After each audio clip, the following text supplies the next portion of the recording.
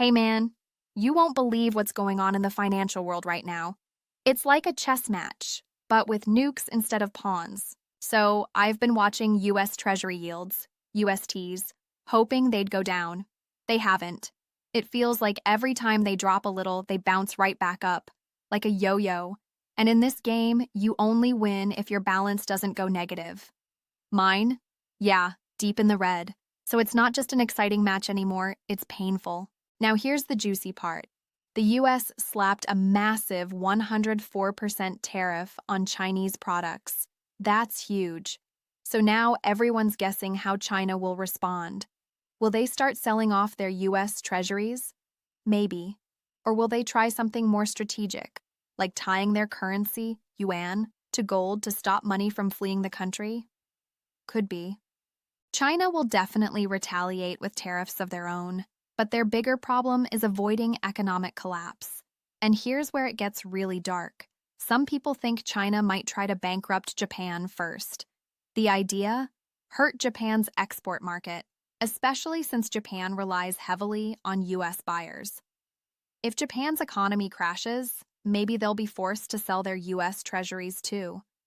That would tank demand for USTs and shake the foundation of the US dollar. But Japan just said, nope, we're not selling our treasuries just to make a point. So now China's left hanging. If they sell their USTs first, they lose their trump card. So they're holding. Meanwhile, the US is trying to crush the Chinese currency by making the yuan look weak. The pressure's all on China's central bank, PBOC, now. What are they gonna do? Maybe they'll tie the yuan to gold like Russia did. That could stop people from dumping yuan and actually attract investment. Oh, and Trump? He just told TSMC, the Taiwanese chip giant, build your factory here in America or pay 100% tax. Total power move, basically saying, you want access to our market? Pay up. It's wild because building in the US is way more expensive, but Trump doesn't care. He's playing hardball. Back to the US. The government wants yields to go down so they can borrow more cheaply, but the market's not cooperating. So where will Trump get the money to fund his plans if the debt ceiling isn't raised? That's the billion-dollar question. And then there's this ticking bomb. Some analysts say a huge financial unwind is happening. Multi-trillion-dollar positions are being liquidated. Everyone's watching what the Fed will do in the next 48 hours.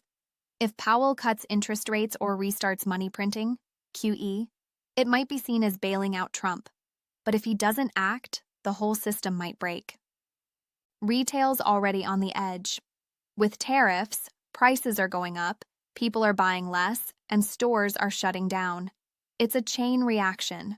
Fewer stores means more layoffs, more empty malls, and banks left holding the bag on bad loans.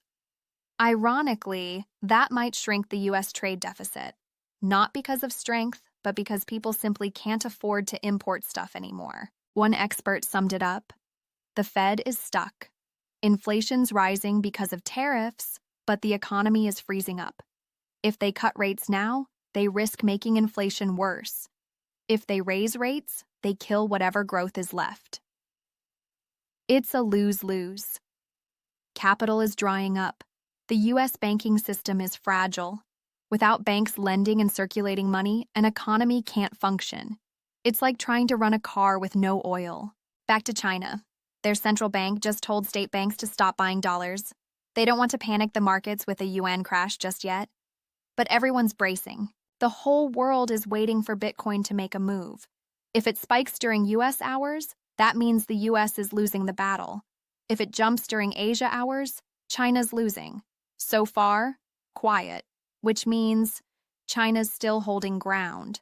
Oh, and you can tell where the money is coming from by watching the markets in the morning. If green candles are weak, that's probably Japanese money. If they're strong, that's Chinese cash flowing in. Crazy, right?